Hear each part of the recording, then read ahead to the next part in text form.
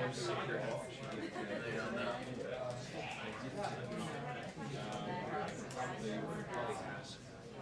You know what? Hold on one second.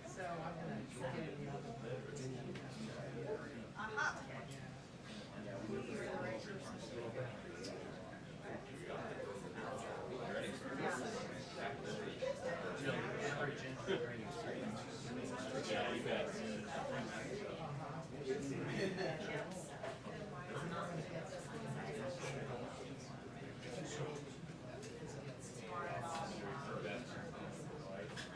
You met 130 people. I bet about the temperature outside because that's what it feels like. It's been a while for my brain to get home. Yeah, no, they're like 60 more or less. I mean, I could come up with that. Where it is? How'd you come back?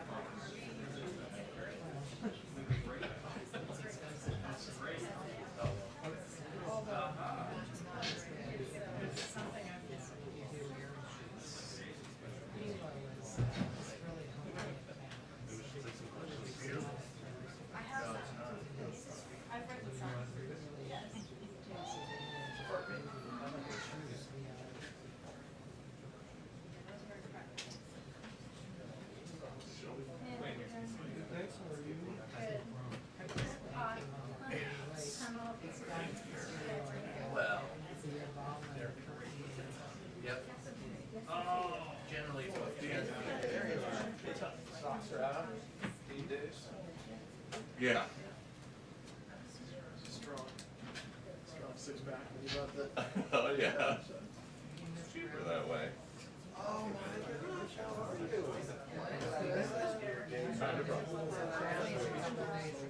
You brought brownies. Those brownies were they spiked this time or were they straight with that? The last time you gave me a brownie, I was hallucinating.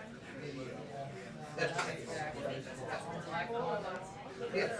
I think it was the mold that her got.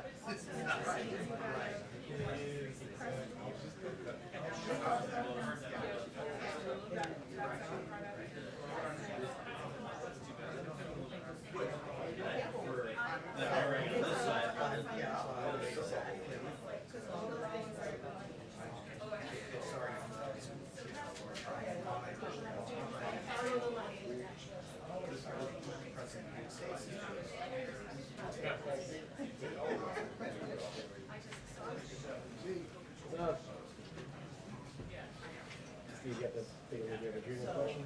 I've got some. Ready? You have some? I'll leave it to you.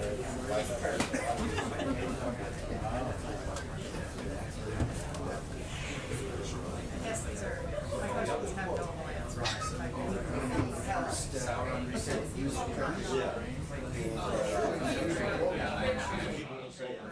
I've got some right. I can't find. All I'm going to do is be able to say my little letter.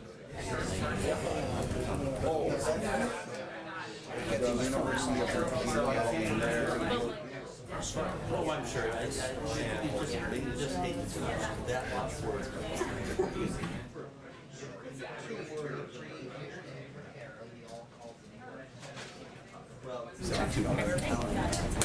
Yeah, my plan is not with Amazon, but I'm not scamming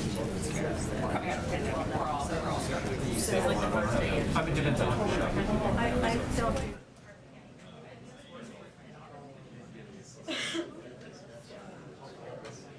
No, I am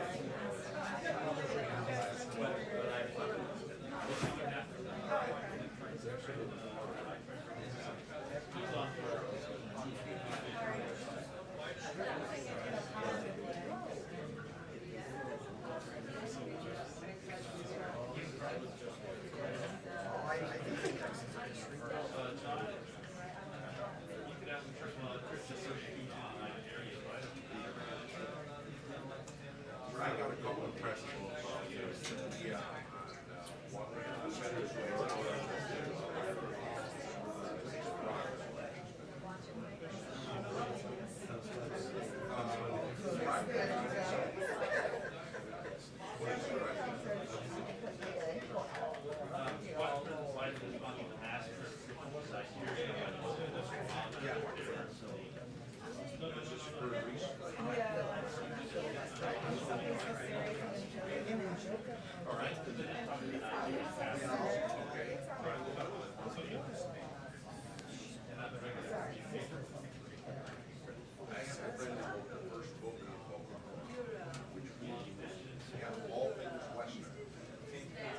Well, they're just all things.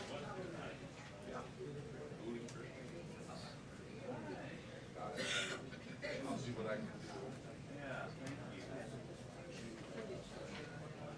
I know.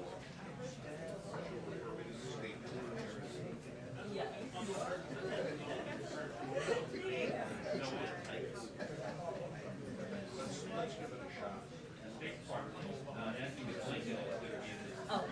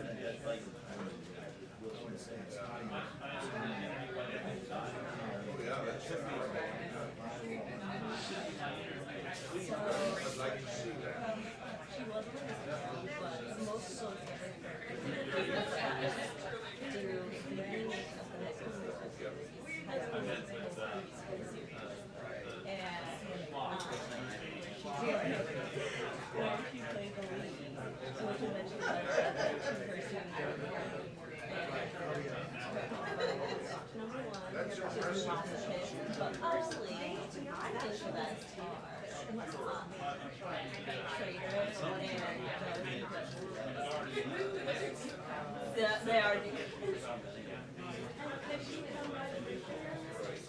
Huh? Not that. She was in upper press.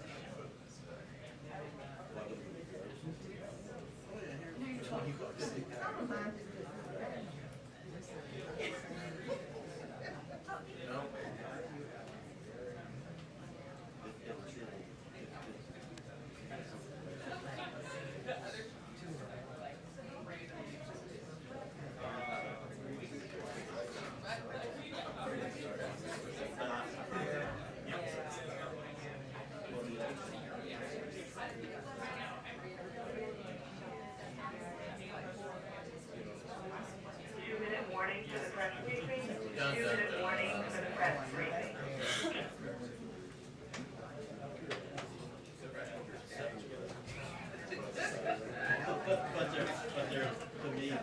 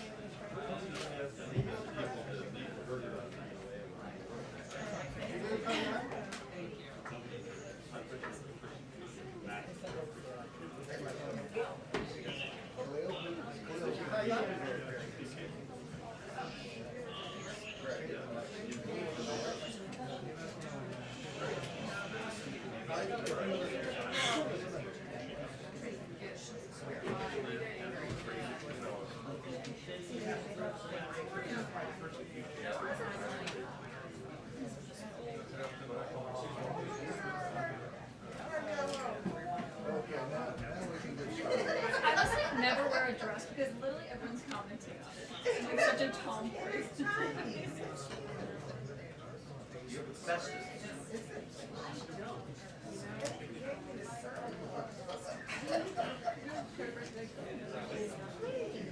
Thanks.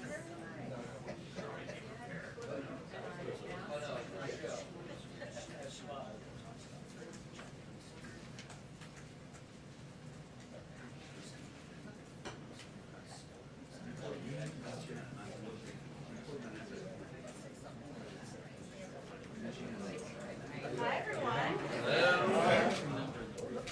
All right, so I have a special guest with me today. Joining us in the briefing room is actress and multi-platinum recording singer-songwriter Olivia Rodrigo, who traversed red lights and stop signs to see us. If you know her music, you'll get that dad jokes there. And we just want to thank you for using your platform and your voice for elevating the important issue of young people getting vaccinated. She's here today to meet with the president and Dr. Fauci later this afternoon, but she agreed to come say a quick hello to all of you first. With that, I'll turn it over to you, Olivia. Hi. First, I want to say I am beyond honored and humbled to be here today to help spread the message about the importance of youth vaccination. I'm in awe of the work President Biden and Dr. Fauci have done and was happy to help lend my support to this important initiative. It's important to have conversations with friends and family members, encouraging all communities to get vaccinated and actually get to a vaccination site, which you can do more easily than ever before, given how many sites we have and how easy it is to find them at vaccines.gov. Thank you, Jen, for having me today, and thank you all for helping share this important message. It's so appreciated. Thank you. Okay, thank you, Olivia, so much for joining us. Good luck with your great day. Okay, a couple of other items, a little less exciting, also very important for all of you.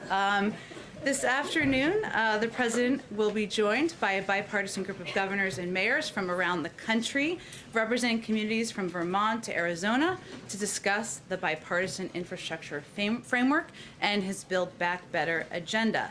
The framework has received support from across the political spectrum, including yesterday from a bipartisan group of 369 mayors from all 50 states and a letter organized by the U.S. Conference of Mayors, the bipartisan leadership of the National Governors Association, and a coalition of 20 leading business and labor groups. During the meeting, the president will underscore the broad bipartisan public support for generational investments in our economy and middle class that will create millions of jobs and help us outcompete the rest of the world in the 21st century. He'll also note some of the areas where Democrats and Republicans were able to come together in the bipartisan infrastructure framework, including money to remove lead pipes, expand universal access to high-speed internet, boost transit options, and rebuild roads and bridges. He'll also thank the leaders for their work on a range of important issues across the country and reiterate his commitment to being a partner to them moving forward. Today, this is a separate announcement, we'll begin shipping 1.5 million doses of Moderna to Sri Lanka, our first doses to this country. We'll be shipping more doses throughout the week, and as always, I will share updates with you as those are available. We announced this in our week ahead, but just to give you guys a little bit more context on the APEC meeting that the president will be participating in remotely on Friday. He will be participating in the Asia Pacific Economic Cooperation, or APEC, Leaders Virtual Retreat, where leaders will discuss ending the COVID-19 pandemic, supporting the global economic recovery, hosted by the Prime Minister Jacinda Ardern of New Zealand. His participation demonstrates U.S. leadership in the Indo-Pacific region and his commitment, the United States' commitment to multilateral institutions. As the President's first engagement with many of the APEC leaders, particularly those in Southeast Asia, he will also emphasize the importance he places on the region, as well as his vision for free and open Indo-Pacific. And he'll provide an update to leaders on what the United States is doing to serve as an arsenal of vaccines for the region and to support all those suffering from COVID. Finally, he'll also advance an economic agenda that promotes our shared prosperity, leverages the economic potential in the region, and builds inclusive and resilient economies. Last piece for all of you. Today, the Department of Health and Human Services announced that more than 2 million people have signed up for health coverage during the Biden-Harris administration's special enrollment period, which opened on February 15th. Americans have until August 15th to go to healthcare.gov, sign up for coverage, and take advantage of the lower premiums made possible by the American Rescue Plan. Today's announcement demonstrates the need to expand access to affordable healthcare, which is why the President is proposing to extend the Rescue Plan's premium subsidies and lower the cost of healthcare for Americans across the country. With that, Zeke. Thanks, Jen. On the topic of youth vaccinations, Tennessee's former top vaccination official says the state has stopped all outreach to minors on vaccinations, not just COVID-19 vaccinations, because of political pressure. Does the White House, the President, have a response to that, and is there something the White House can do to fill the gap there? First of all, thank you for the question, Zeke. We, of course, have seen the reporting and coverage of this issue. We are not going to comment specifically on a personnel step, but let me take this opportunity to say that the Delta variant poses a threat to Americans of all ages. We continue to see young people hit by the virus as we've vaccinated so many of our elderly and most vulnerable. And we've been crystal clear that we stand against any effort that would politicize our country's pandemic response and recovery from COVID-19. So even as we've seen, unfortunately, personnel decisions made in other parts of the country as well over the past several months along these lines, we are going to continue to work with partners in states like Tennessee and in states across the country to ensure that we are pushing back against misinformation, that we are conveying accurately that the vast majority, 99.5% of people who are going to hospitals are not vaccinated, and ensuring we're using every tool at our disposal. I'll also note for you that this week, our Surgeon General, tomorrow actually, he's going to come to the briefing room tomorrow to talk about, he will discuss health and misinformation in the United States, as well as our efforts to work with communities and get out information about COVID-19 vaccines. On a different subject, we've seen the Taliban continue to make gains in Afghanistan, and we saw the administration announced earlier today about SIV visas. How large is the population of the universe of people who would qualify for these visas? And does the White House believe that there's enough within the statutory cap right now in that program for all those who helped the United States and Afghanistan to come to the U.S.? Does Congress need to do more to lift that cap? And what is the timetable for getting everyone in Afghanistan who wants to leave and come to the U.S. out of Afghanistan? Sure. Well, you had a couple questions in there, so let me try to address all of them. First, we're working closely with Congress to change the authorization legislation so that we can streamline the process of approving these visas. Obviously, we have a number of authorities. We want to make sure we're working to expedite and work as efficiently as possible.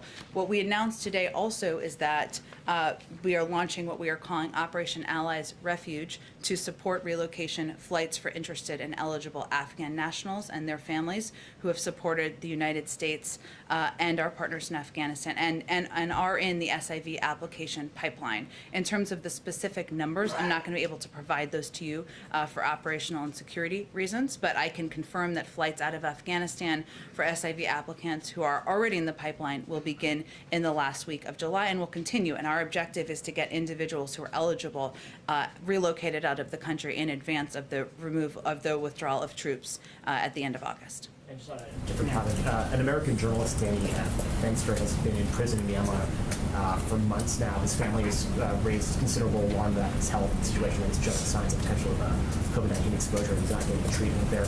Has the president been briefed on his condition, and has the White House engagement been to try to get him free to return to the United States? Well, first, we take the detainment of individuals, Americans, and journalists around the world very seriously, and we work through a range of channels to raise concerns. Obviously, the situation on the ground in Myanmar is quite concerning and quite challenging, but we do work with international partners to raise issues, including these, through every channel that we have at our disposal. I would say the most appropriate channel to raise specific issues and to move forward on action is through the State Department, given their diplomatic role in the world. But in terms of the president's awareness, he certainly is kept abreast of the detainment of individuals around the world. I don't have any update on his awareness of this particular case. Go ahead. The compromise, the $3.5 trillion reconciliation bill, is the president satisfied with the level of funding? Is he happy with it? Does he fund his priorities? So, Steve, I would say first that last night, when the agreement was announced by the Budget Committee, which again we acknowledge is just a step in the process. Now it needs to move forward and obviously needs support of all Democrats in order to move it forward. That's one of the reasons that the president is up on Capitol Hill as we speak, or headed up to Capitol Hill if he hasn't departed yet, I should say, as we speak, because we recognize that that's the next natural step in the process in moving his agenda forward. But as Senator Sanders said last night, this is the most significant piece of legislation passed since the Great Depression. I'm delighted to be a part of helping to put it together. We agree with that. What we've seen come out as the current framework is reflective of the president's priorities, both what was in his budget, what was in his American Families Plan, and also what were the components that were left out of the bipartisan agreement that was in the American Jobs Plan. We certainly recognize there are additional steps to come, as we said. That's why he's up on the Hill, and we feel this is working exactly as it should. President of the United States proposes a bold agenda, as he did back in March. Congress works out a path forward, works out an agreement on where things look. That's what's happening now. Now he's going to engage, he's going to advocate with members, he's going to advocate with the American people and communicate and sell the package about why it needs to move forward. So that's exactly what's happening. Secondly, on Cuba, what is the status of the review of the Trump-era policy? Sure. So I would say, Steve, that, and you and others who covered this certainly know that first, I will confirm, of course, we're still reviewing our Cuba policy with an eye toward its impact on the political and economic well-being of the Cuban people. The nature of the kinds of changes that were made by the previous administration, like redesignating Cuba as a state sponsor of terror, carry significant statutory restrictions. We've been running a thorough policy process on these and other issues with support for democracy and human rights always at the core of our work. Now, there's no question that the protests over the weekend and the events of the last several days are significant events. And it was the largest protest we've seen in Cuba in a long time. That will obviously have an impact on how we proceed. So we will see how things develop in the days ahead and develop our policy responses accordingly. We don't want to do it as one-offs. We want to look at it as we have been with a comprehensive approach in mind.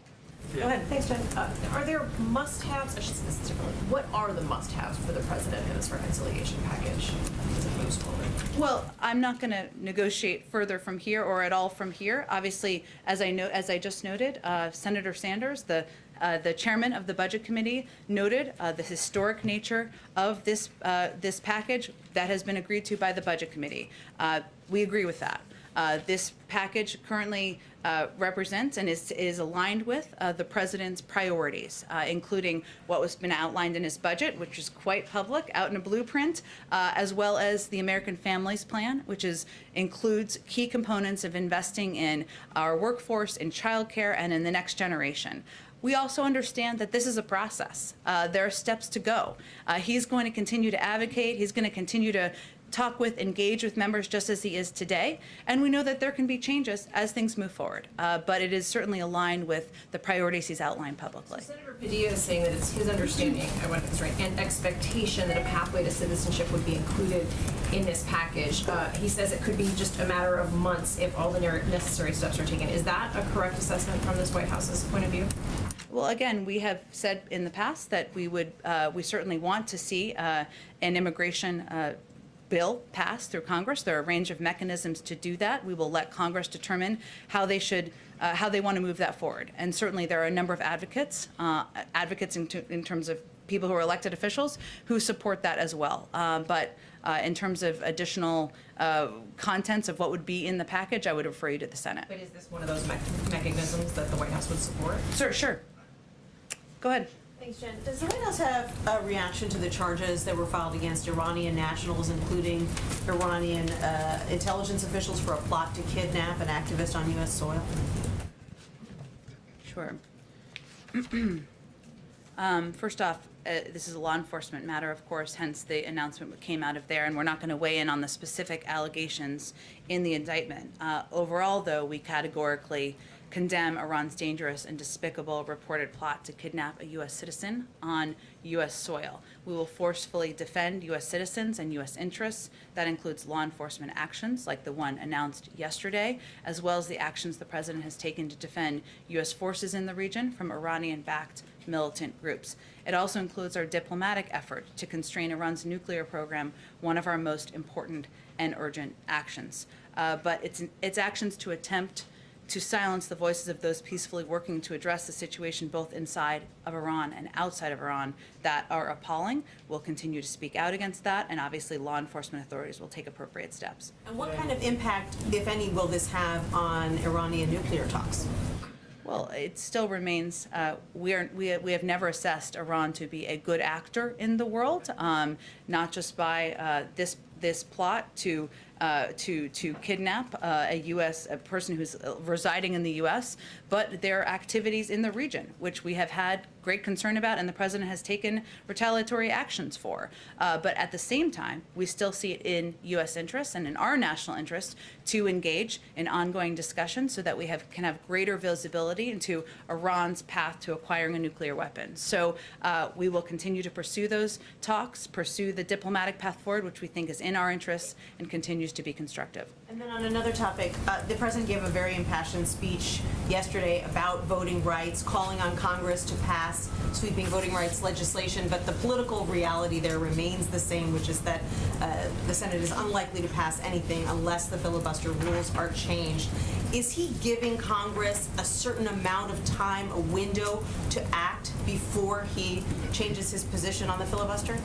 Well, first, I think what you heard the president deliver yesterday, and what many people on the outside heard, was an impassioned case for why voting is a fundamental right in this country and why we should use every lever at our disposal to advocate for it and ensure people have access. One of those is certainly legislation, something he will continue to push for and advocate for, and he's asked his vice president, and she's agreed, to serve as the point person on moving that forward. We do hard things. We don't accept that there isn't a path forward. We're going to continue to engage with leaders in Congress about not just the For the People Act, but also the John Lewis Voting Rights Act, something voting rights has been supported in a bipartisan manner quite a bit in the past. In terms of the filibuster, it is a legislative procedural process that is up to the Senate to determine the path forward on. And I will leave it all to you to determine what the vote count and the whip count is there, but there is not the majority to support that. And I know we focus on one or two, but it's certainly more than that of individuals who oppose changes to the filibuster because of the history. Go ahead. Thank you, Jen. About voting rights and these Texas lawmakers who have come to Washington. Mm-hmm. Do you know any examples from his 36 years in the Senate that Joe Biden just hopped on a train and left town to avoid a vote that he knew he was going to lose? Welcome back. Look, I think that the president's view is that these Texas legislators were making a statement through action in opposition to efforts in their state to oppose restrictions on people's fundamental rights and their rights to vote in their state. That is why they departed. The vice president met with these legislators yesterday, and the president, I should say, certainly applauds their actions and their outspoken opposition to states to efforts to put in place restrictive measures in their state. And maybe it is funny to think about it that way, but the president is talking about this as the most serious assault on our democracy. I don't think anything about this is funny. I think what is important to note, though, here is that there are 28 states, including Texas, where there are laws in place or in process to make it harder to vote. And it requires bold action. It requires bold voices to speak out against that and make sure people understand their rights. That's exactly what's happening here. So does the candidate, who's now the president, who told people he knew how to make deals with Republicans, he's meeting with Republicans today, does he think that the best way to prevent something bad from happening, that he thinks is bad from happening in Texas, is for these lawmakers to be hiding out in a different state, or for them to go back and sit down at the table? The president fundamentally believes you should work together in areas where you can find agreement, as he is on the bipartisan infrastructure framework that is going to help rebuild roads and rails and bridges around our country. And also that you should be outspoken where you have concerns about affronts to democracy. That's what he did yesterday, and that's what these legislators are doing now. And then just quickly on Cuba, the DHS Secretary Mayorkas is warning people there, if you take to the sea, you will not come to the United States. Why is that? Well, first, I think it's important to understand the context of what the Secretary was conveying yesterday, which is just that it is still the case that it is not the way to come to the United States is not through processes of trying to come to the border without going through an asylum process, or coming by sea without going through an asylum application process. There are certainly programs through which that some of them have not been reinstated, I should say, that were put in place by the Trump administration, that are being reviewed, as he said yesterday, that would apply to the individuals and people of Haiti and the people of Cuba as well. Those have not been reinstated. They're being reviewed. That's what the Secretary said yesterday. What he was reiterating is that this is not the time to travel irregularly. It's dangerous. People can lose their lives as they have in the past. And as the administration tries to figure out the root causes of migration to the country, don't we know that the reason people want to leave Cuba is because they don't like communism? And so as you're trying to figure out like what the processes are for these people who want to leave Cuba, I'm not sure what your question is. you guys have Why spent are a lot people of leaving time. Cuba, or what is the process for them getting here? I can explain either of them, but you tell me. Sure, yeah. Do you think that people are leaving Cuba because they don't like communism? I think we've been pretty clear that we think people are leaving Cuba, or not leaving Cuba, or protesting in the streets as well, because they are opposed to the oppression, to the mismanagement of the government in the country. And we certainly support their right to protest. We support their efforts to speak out against their treatment in Cuba. I will say separately, an important question is also what happens when people are seeking protection, or what happens when they are attempting to flee. In the past, as I noted, we've had several humanitarian programs, such as family reunification parole programs for both Haiti and Cuba. Those were policies or processes that were in place prior to the Trump administration. Those have not been turned back on, as Secretary Mayorkas said yesterday. He also said we're assessing the status of those parole programs.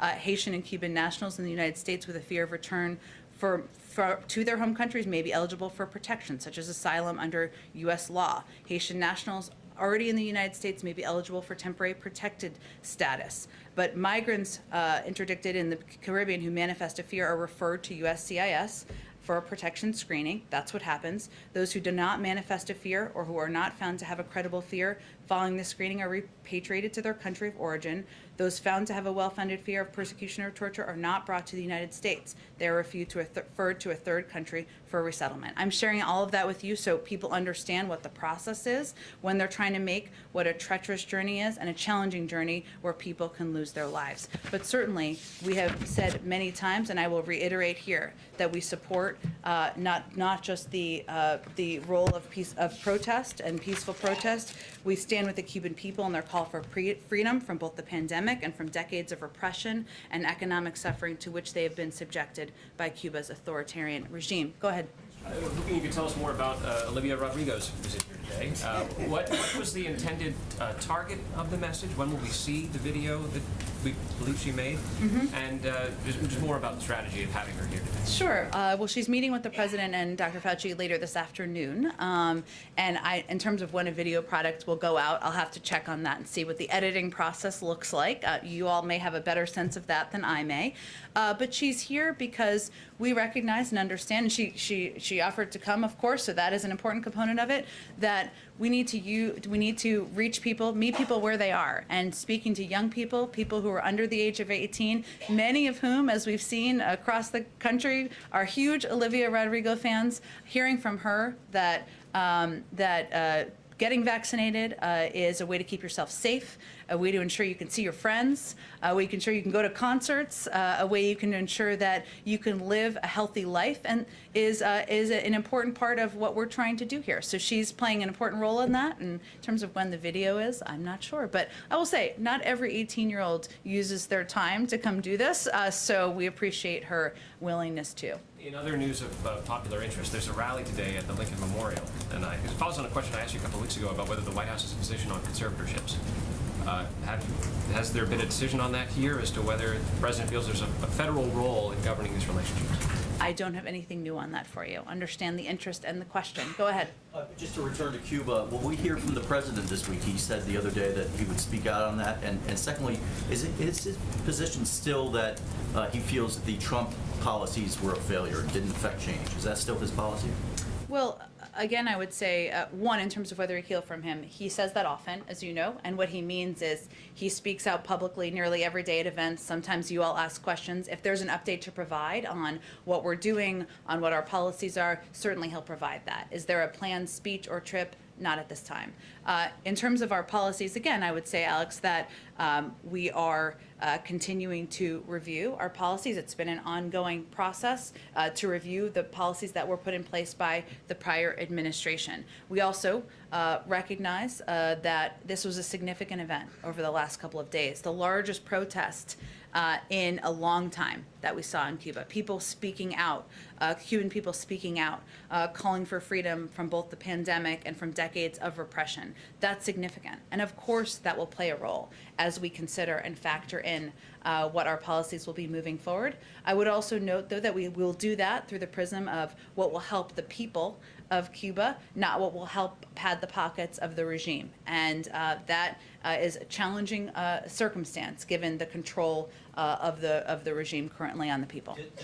Does President Biden endorse Senator Schumer's bill on marijuana? I've spoken in the past about the president's views on marijuana. Nothing has changed. There's no new endorsements of legislation to report today. Go ahead. Just for clarity, housekeeping, did you, maybe I missed it, will the president meet with the Texas Democratic legislators, and if so, when?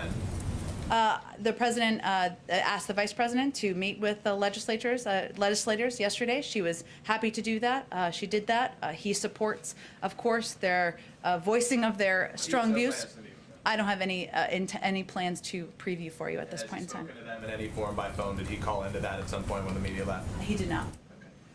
Let me ask you, if I can, about a couple other questions. One as it relates to the dark websites that are linked to Our Evil. We saw that the ransomware gang, Our Evil, those websites, were no longer operating as of yesterday. Is the U.S. behind the targeted attacks on Our Evil or the computer servers that have hosted those ransomware attacks? I don't have anything more for you on it. Is there any indication that Our Evil, has adapted to preempt a possible attack? We just don't have anything more for you on Our Evil's absence currently from the environment. Let me see if there's something else you can answer then, perhaps. On Afghanistan, we know that Operation Allies Refuge and the announcement that this is going to begin for those who are already in a pipeline, as they describe it, in the last week of July. They can't talk, it said in the note that was provided by a senior White House official. They wouldn't say anything more specifically about the timing of it, but where are these Afghan nationals and their families? Where will they be going? Well, again, Peter, for operational and security purposes, for the individuals that we're relocating, we're not going to be providing details of that at this time. I don't foresee that necessarily changing. Once it is in a place where their security is affirmed, then we will of course provide information, as we have on the timing, as we have on what the operation looks like. Sure. So on that basis, then, as a security issue, then how many Afghan nationals and family members does the U.S. assess have been killed in the course of the last several months in Afghanistan in the absence of their departure from that country so far? I don't have any assessment of that, Peter. I would say that the reason that we are taking these steps is because these are courageous individuals. We want to make sure we recognize and value the role they've played over the last several years. We are working on several fronts here, both working with Congress, using our authorities, relocating individuals who have played roles as translators and others supporting U.S. efforts in Afghanistan. So that should be seen as significant. I would also note, because I didn't note it earlier, that we have Ambassador Tracy Jacobson, a 3-time chief of mission in Tajikistan, Turkmenistan, and Kosovo, is leading the State Department Coordination Unit that will deliver on the President's commitment under Operation Allies Refuge. The unit also includes representatives from the Departments of Defense and Homeland Security. Russ Travers, who's Department of Homeland Security Advisor, the Deputy Homeland Security Advisor and former head of the National Counterterrorism Center, is coordinating the interagency policy process on the operation as well. And the Homeland Security Advisor traveling to Uzbekistan, is that something you're going to have to tell us? Or Oh, I can. I certainly. She is. she has or she is? She is. Let's see. She is en route, or she is there. She is, I believe, there now. She's leading a U.S. delegation to a high-level international conference. They're going to be discussing the promotion of prosperity, security, regional connectivity while she's there. Obviously, security in Afghanistan and the region. And all of our initiatives and priorities will be a part of the discussion. Go ahead. Thanks, Jen. On that $3.5 trillion package that was unveiled last night, how does the president view that top line number? There's some in the party that balked at higher spending, of course, or is it too low? How does the president kind of view that number right now? Well, again, as I said a little bit earlier, the step forward announced last night is a significant step forward, I should say, in our view, in the president's view. And we recognize there's still a path forward and steps forward that need to be taken because, while this is an important step in the committee, we obviously need every member of the Democratic caucus to support this endeavor moving forward. But I'd also note that, as Senator Sanders said last night, this is the most significant piece of legislation passed since the Great Depression, and I'm delighted to be part of having helped put it together. So yesterday was a major breakthrough for middle-class families in the president's view. And then on voting rights, civil rights leaders and activists have characterized the president's reluctance to mention the filibuster as a lack of urgency on the issue. I mean, what do you say to those critics that say that's a lack of urgency, that he hasn't yet pushed senators to support abandoning or modifying the filibuster to get this legislation passed? Well, I would say first that the president delivered a major speech yesterday on voting rights, which received a great deal of attention and many accolades from a lot of supporters, advocates out there in the country as well, because he wants to stand with them and is committed to standing with proponents of access to voting rights across the country in this fight and this effort moving forward. He also talked in his speech, as you know, about not just his commitment to the For the People Act, but also about what levers from the federal government he will continue to use, whether it was the executive order he signed into law just a few months ago, or steps the Department of Justice are also taking. But this is going to be a cause of his presidency. The fact that he delivered a speech yesterday, elevating the issue, educating people on the issue, making sure people understood their rights, should be seen as a representative of his commitment. Go ahead. Go ahead. Hold on. Go ahead. You've gotten close to this, but I want to make sure I'm Okay. clear. The president going to this lunch, should we take that as an indication that you don't think you have all 50 Democrats signed on to this framework? I would say, as you all know, if there were enough votes for each of these priorities, there would be a vote, and it would have happened. So I will say that he's headed up to the Hill because it's the next natural step. And again, as I said earlier, he knows that as president, you lay out a bold agenda, or certainly that's your objective. Members of Congress negotiate the details, and then it's his role to continue to engage in selling both packages to members and the Senate and to the public. And I think you can expect you're going to see him doing that until both pieces of legislation are passed. So going back home to the Senate, where he spent 36 years, and speaking with, engaging with Democrats in the Senate, answering their questions is certainly a part of that effort of selling the package. I have a sequencing question related to that, which is that Speaker Pelosi had said that the Part 2 needs to pass in order for the Part 1 bipartisan infrastructure thing to be taken up in the House.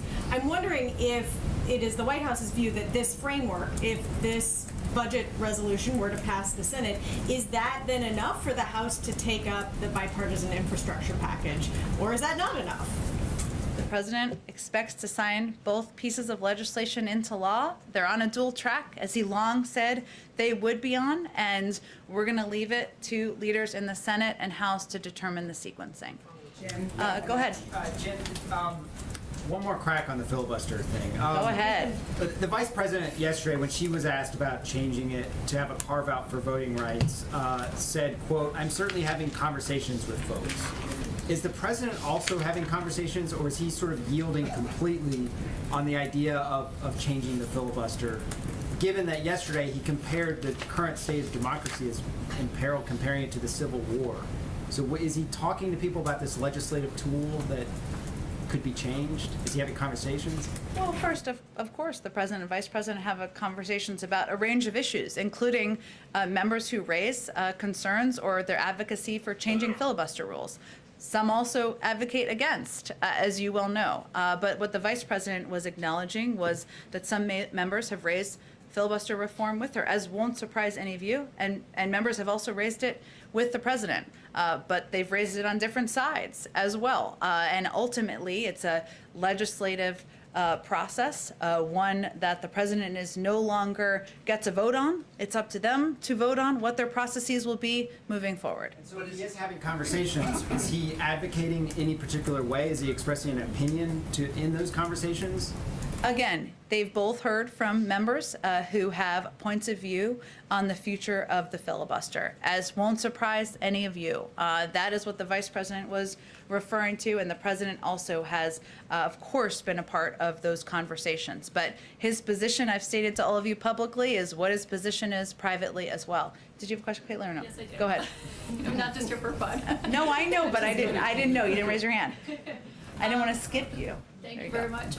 He met with Senator Sanders earlier this week, who wanted this 3.5 trillion number initially to be a lot higher than it is. There are other moderate members who wanted it to be a lot lower than it is. So does he plan to meet with people like Senator Manchin on this one-on-one as well?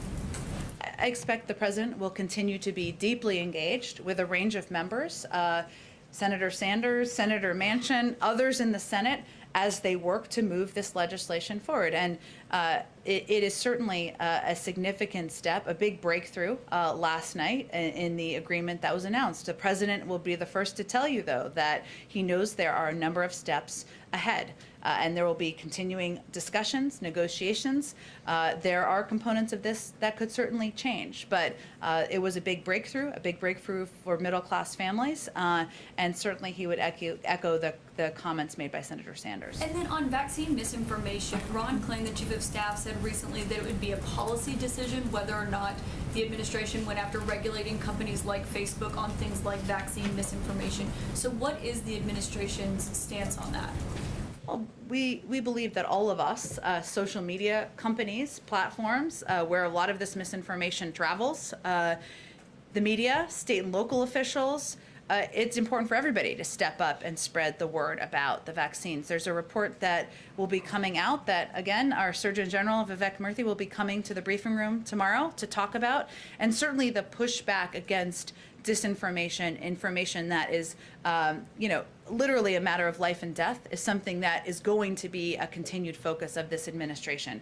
You are right that obviously decisions to regulate or hold to account any platform would certainly be a policy decision, but in the interim, we're going to continue to call out disinformation and call out where that information travels. Does the president have plans to speak with Mark Zuckerberg at all about this? There's no plans that I'm aware of. Go ahead. Thanks. A group of senators is urging the president to postpone a pause in federal student loan payments until next March. I'm just wondering, what is the president's current thinking about the timeline for reinstating those payments? Well, there's a certain timeline I think that's required because I think they expire in the fall, if I'm correct. So obviously it would be in advance of that period of time, but I don't have anything to preview for you in terms of where he will land. I want to give him the space to make a decision. And I have another question on climate. The EU today said it will impose a carbon border tax, which could affect U.S. imports, which could complicate the president's plan to present sort of a unified front later this fall in Glasgow. Is the administration concerned about how the carbon border tax will affect exports to Europe? This is a very good question that I suspected someone would ask me about today, and I actually did not talk to our team about it, so let me get something. I'm sure it's of interest to others, and I'll get back to you after the briefing. Okay, thanks. Go ahead.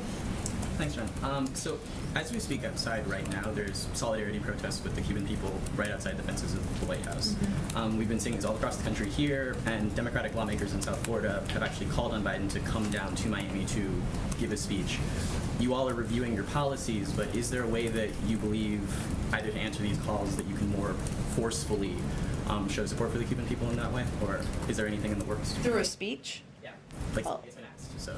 Well, certainly understand that, but I would say that I think what is most important to the Cuban people is understanding that the United States stands with them and their call for freedom from both the pandemic and from the decades of repression and economic suffering to which they've been subjected by Cuba's authoritarian regime. And also, I would just note that, again, it is a policy process that has been under review. There were a number of policies that were put in place by the prior administration. We want to do that in a comprehensive and not a one-off manner. We want to do it through the prism of what is going to help the Cuban people directly and help incentivize a change in behavior, if that is possible. And certainly the events, the protests, the reaction, the continued oppression of the Cuban people weighs in on our decision-making process. But I don't have any speech or visit to preview for you. So then on policy changes, on the campaign trail, Biden promised that he would reinstate the Cuban Family Reunification Referral Program. Can you give us a readout maybe on where that process has gone so far in these comprehensive reviews? There's, again, an ongoing review. Of course, the events and the protests and the reaction and the continued oppression of the Cuban people will will be a factor in our decision-making process, but I don't have anything to preview for you. Go ahead, Karen. Thanks, Jen. Can you give us a preview of the president's child tax credit event tomorrow? What's his message going to be? Is he bringing real people to the White House to highlight this? Just what's it going to look like? Yes, that is our intention. Real people, as we call them here.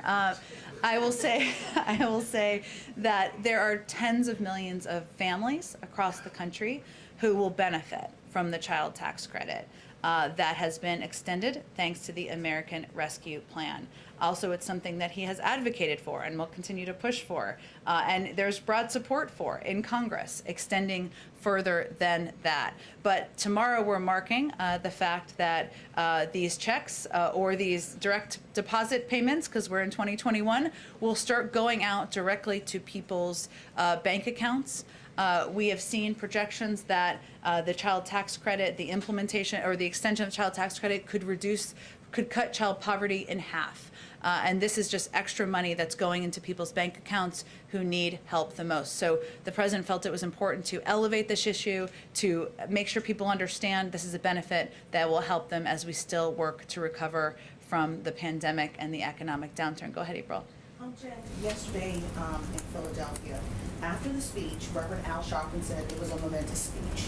He said the president talked on race, but what was missing was the word filibuster and what he was going to do. Also after the speech, we talked to NAACP President Derek Johnson, who said that he was concerned that there was no path forward and there was no sense of urgency. I'm going back to that other question, but giving you a little bit more specifics as to what people said. Can you address that about the path forward, the filibuster, and the sense of urgency? The president talked about equating this moment to the Civil War, but where was the urgency in moving it forward, the path forward, and also the issue of the filibuster that's holding this whole thing up? Well, April, I'd also say that the president of the Southern Poverty Law Center said that President Biden accurately characterized the anti-democracy actions by state legislators and others following January 6th. And President Biden's speech today ultimately was a needed call to action for this multiracial coalition of democracy defenders in this country to rise to the urgency of the moment.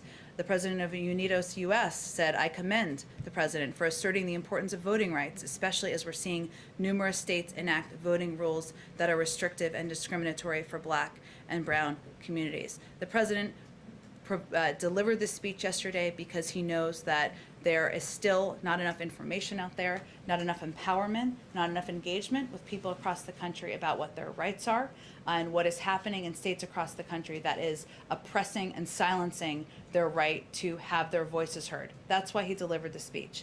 Part of our focus is continuing to press for the People Act. He will continue to do that, and the John Lewis Voting Rights Act. And he will stand with civil rights leaders who were just here at the White House last week to have a conversation about how they can work together to move this forward. He's also not going to wait on that. He obviously, the Department of Justice has already took action in Georgia.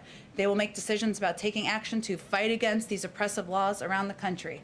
We're continuing to implement the executive order. We're continuing to fund efforts around the country to educate and inform citizens. So he delivered the speech to make sure people knew what their rights are and to make sure people knew what he was doing to fight against efforts to oppress. So what about the pathway forward, though, from this administration? You're telling the coalition groups to go out and act. The president said that yesterday.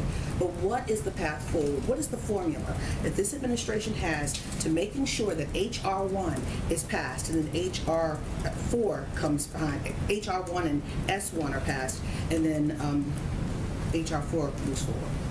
Well, I don't have details on a legislative strategy to outline for you here. We are going to continue to work with leaders in the Senate, leaders in the House, who, as you know, are huge advocates for moving these pieces of legislation forward. And we're going to continue to lift up and empower voices across the country to ensure that people understand who have a vote, how important this is to citizens across the country. I got to keep going, April. I'm sorry, I got to keep going because I'm going to run out of time. Go ahead. Thank you, Jen. Two-part question about why the president's up on the Hill right now.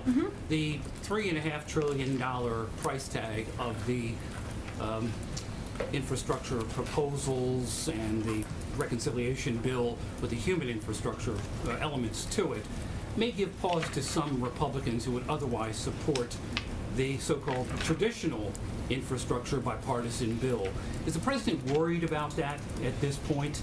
And the second part of my question is, it brings up the scenario that if the traditional bill is not going to be approved in the Senate, it can be pushed into the reconciliation bill possibly. Is the president going to think about that and talk about that? I know I'm getting way ahead of the process, you're going to tell me, but is that a possibility? So tell me if you want, but was that a possibility? Well, certainly the president is going to continue to advocate for a dual track of these pieces of legislation moving forward. So you are right, I'm not going to get ahead of that process. But I will say that the president was in the Senate for 36 years. He's the first to say that, and he knows well, that voting for one measure you support never means you have to vote for a different measure. That's not how legislation works. And certainly he said from the beginning that, and he's been clear for months, as his Republican colleagues have acknowledged for months, that we are proceeding on two tracks to pass his economic agenda. One is the bipartisan infrastructure framework. The other is the Build Back Better reconciliation package, where there was a significant breakthrough last night led by the Budget Committee and Chairman Sanders. So a couple weeks ago, everyone said this was dead. It wasn't going to happen. No possibility. They're both moving forward. The Senate Majority Leader says he wants to bring both up for a vote, and we're going to work closely with him to get that done. Does he want to talk to some Republicans? So does he want to run into some Republicans while he's in the hallways there? He may. As you know, how Capitol Hill works could be wild and crazy up there. But he is going to continue to engage, of course, with Republicans on moving his agenda forward. Today is an opportunity to speak with Democrats about both pieces of his legislation, both pieces of legislation they support, many of them support, about moving them forward. Go ahead. A question on COVID, a question on, Yeah. a question on Cuba, and then a question on Sure. COVID after that. Given the lack of internet access in Cuba, how is the administration monitoring the situation, the crackdown on protesters, and if the administration determines that there is violence against protesters, what options are at the president's disposal? Well, first I would say we continue to call for the swift release of those peaceful protesters who have been unjustly detained. Again, we stand with the Cuban people and their call for freedom from both the pandemic and from decades of repression. The protests in Cuba, as you all know, have largely stopped because of the regime's violent crackdown and retaliatory measures against Cubans in exercising their fundamental and universal rights. This is unacceptable. Of course, we will continue to call for a change in approach, and we will continue to review our own policies about what is possible and work with our partners around the world in a coordinated fashion as well. On vaccinations, you've talked before about going county by county. What does the administration think is driving some of the variation of vaccination rates between counties? Looking at Kansas and Missouri, for example, Missouri has more than 30 counties where there's less than 25% of the population vaccinated. Kansas, right next door, culturally similar, only has 2 counties in that case. What accounts for variation between states, between counties? Is it local officials? Is it state officials? I can't make a sweeping assessment of that. It's different in county to county and in state to state. We also recognize, looking at the data, that there are portions of the population, demographics, including people under the age of 27, who have a much lower vaccination rate. Hence, we are quite focused on communicating directly with those people, hence our special guest today, about why it's important to get vaccinated, why these vaccines are safe, why they can still kill you, even if you are under the age of 27. We need to be clear and direct about our messaging. There is misinformation out there. Sometimes that's traveling on platforms. Sometimes that's traveling, unfortunately, out of the mouths of elected officials. So it's really case by case, but the most important thing we can do is not see this as a partisan issue, because certainly the virus is killing people, whether they're Democrats or Republicans. If you're vaccinated, you're protected. 99.5% of people who are going to hospitals are not vaccinated. That's a pretty clear statistic. Go ahead. Rodrigo is here today. Why would you invite Olivia Rodrigo, who's only 18 years old? She's super popular, obviously. She has a line of fans outside of this White House gate right Sure now. she does. And they told me to make sure I get in a question for them. So my question for them and the rest of the young people in this country is, what is it that Olivia Rodrigo is tasked with while she's here? What's the goal of having her voice involved in this conversation?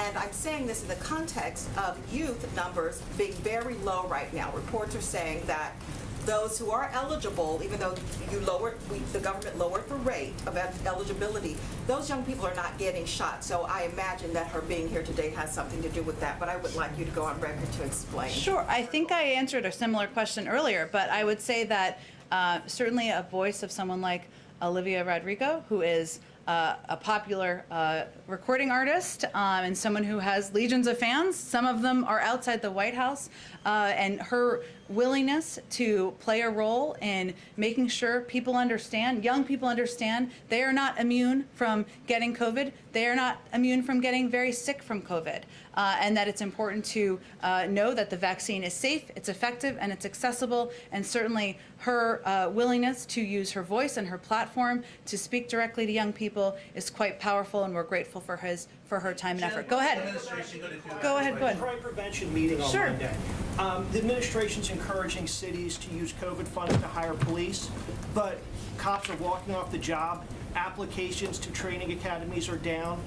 Recruitment and morale is a real problem. Is the administration going to take a lead with these cities to help improve recruitment and morale for local departments? And if so, what would that look like? Well, one, I would say that a number of cities have actually used funding from the American Rescue Plan to rehire police and to make sure that they are funding their COPS program, something the president has supported throughout his career. We also have just started a strike force to work from the Department of Justice with about a half a dozen cities around the country to crack down on illegal gun trafficking. Another way that we are working with cities to ensure we are being an effective partner from the federal government. And the president has proposed a great deal of an increase in funding for law enforcement in his federal budget that can be used to keep cops on the beat, to ensure that we are supporting local communities. So those are all steps that he's taking and he's proposing in action. But if people don't want to be cops, what does this really matter, freeing up these funds? I mean, everybody wants better cops, better policing, more diverse policing. Is just freeing up these funds going to be enough to do it, or does the White House need to do more? Well, again, I think the president has been clear that he supports and advocates for and supports funding and has proposed funding to ensure that local communities and local police departments have the support and the resources they need. At the same time, he's also been an advocate and looks forward to signing a police reform bill into law. Go ahead. Thank you, Jen. I wanted to ask you a question about a gender equity issue that I hope you could weigh in on. You may be familiar with 5-star safety ratings. They're the measure for cars, trucks, vans, how well they perform in crash tests. And it turns out, based upon an investigation that Great Television has done, the testing is not done for women drivers. It's just a male crash test dummy that is put behind the wheel of an automobile, not a female crash test dummy. Since our investigation, bipartisan legislation has been introduced in both the House and the Senate to correct this gender inequity. I was hoping that you could weigh in on this issue, number one, and could you support that type of legislation? Well, I do know that NHTSA, who oversees this effort, does use female crash test dummies in some of their safety testing and uses data to determine where to use which sized and gendered dummies. They also use computer simulation, in addition, to enhance their research and fund the Global Human Body Model Consortium, which has developed simulation models for a variety of occupants, including men and women, but also children, the elderly, and more. So that's another way they rely on data. But otherwise, I would refer you to NHTSA, who would have more additional information. I don't have any announcements about support for legislation at this point in time. Go ahead.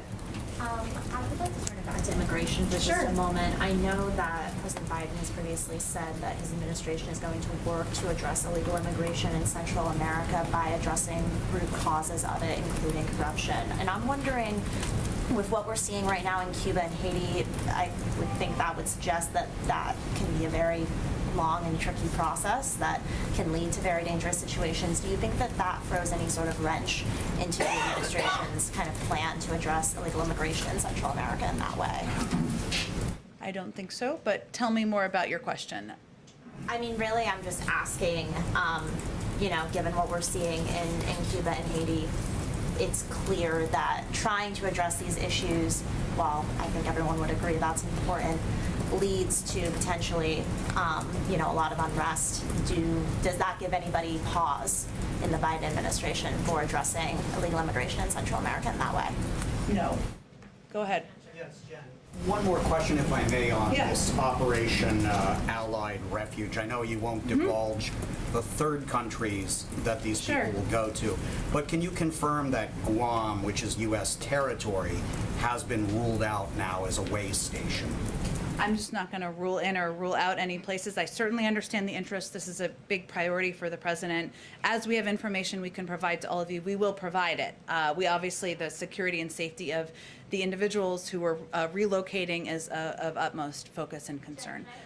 Go ahead, Yamiche. Go ahead, Yamiche. Thanks. A question about Haiti and one on COVID. Sure. On Haiti, does the president support halting deportations to Haiti? The Haiti caucus in the House has written a letter calling for him to halt deportations of Haitians.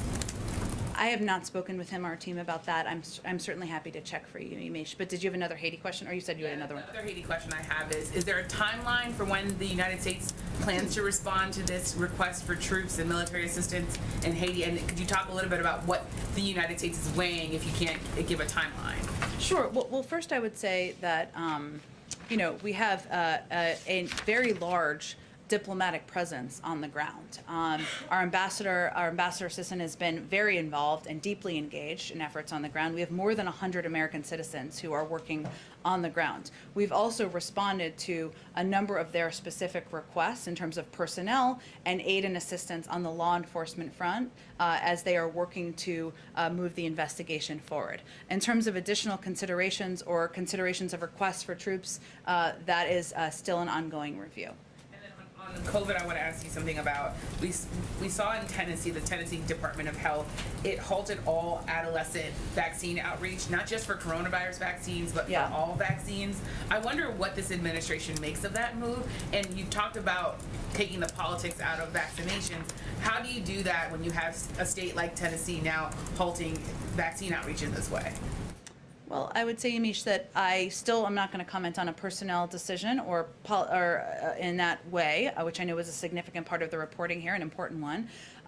Certainly, any effort that prevents accurate information based on data, on science, as it relates to the COVID-19 vaccine or any other vaccine, is of concern to the federal government, because we have seen, as we've talked about a bit in this briefing, lower rates of vaccination as it relates to COVID specifically among young people. That puts young people at risk, puts young people in danger for illness and even death in this case. So we will continue to work with local health authorities. We will continue to work with local trusted voices in order to get the message out and the word out and get accurate information out. But any effort to repress or not share that information is risking people's lives. Okay, and just make sure, I know you said that you're going to get back on the deportations of Haitians, but is it under consideration at all? Is that something that the president is open to doing? I don't want to speak out of turn here. I will see if there's anything to report out on that. Go ahead in the very back. Thank you, Jen. Two questions on Afghan interpreters. I know you said you don't want to give a specific number of people that will be evacuated, but there's a lot of confusion on the ground, fear on the ground. Is it going to be all SIV applicants? Is it going to be just people who have cleared the first step? One interpreter there told me this week, if I'm left behind, I will 100% be killed by the Taliban. So what details can you give us for them? So as we've announced in the past, the focus is on applicants who are already in the pipeline. That is what will begin the last week of July. We, though, have a range of contingencies, and we are continuing to work to ensure that we can help as many of these bold and courageous individuals as we possibly can. But those are the individuals, the translators who are in the pipeline already, who will be the first focus of relocation. And one more question. We're hearing that the flights will happen only out of Kabul, but there are a lot of interpreters that don't live in Kabul. They may not be able to get there. Are you going to help them get there safely? They're threatened by the Taliban, and they often don't go outside. So advocates are wondering how they're going to get to those flights. It's a great question. We obviously want to help interpreters and applicants who may not be living directly near the airport. I will see if there's more from the State Department in terms of the operational component of this that we're able to share. But certainly we keep that in mind. Go ahead, Chris. So going back, I know this was partially asked, but going back to this question on decriminalizing marijuana at the federal level. So I just remember during the campaign, since then, the president has spoken about mass incarceration and reducing the levels. Is he encouraged that this is coming back to the Senate? I know you won't speak specifically about endorsing the bill, but is he glad to see that this is resurfacing and that there will be a debate over it? I have not spoken with him about this specific piece of legislation. Go ahead. Okay, go ahead. Last one. What about the issue of decriminalizing? Again, that remains his position, and certainly he would be encouraged by steps to implement that, but I have not spoken with him in recent days about marijuana or legislation. Go ahead on this. Special envoy here is in Moscow right now. He met Foreign Minister Lavrov, I think yesterday. He held talks with his Russian counterpart, and he held a phone conversation with, with President Putin. Is he delivering any additional messages? Is he talking about climate only or something on top of that as well? And the other point, very quickly, Deputy Foreign Minister Ryabkov has announced that strategic stability talks will take place before the end of the month? Any announcements from your side? The former Secretary of State, my former boss, the Special Envoy, he's got a lot of titles. His purview is on climate. That is what the focus of his conversations and discussions are. In terms of strategic stability talks, I don't have anything in terms of a timeline. Thanks, everyone. Have a great day. Administration can do about rising inflation. Can't wait to talk to you tomorrow, Brian, or something. I'd love if you just call on me. I asked the question.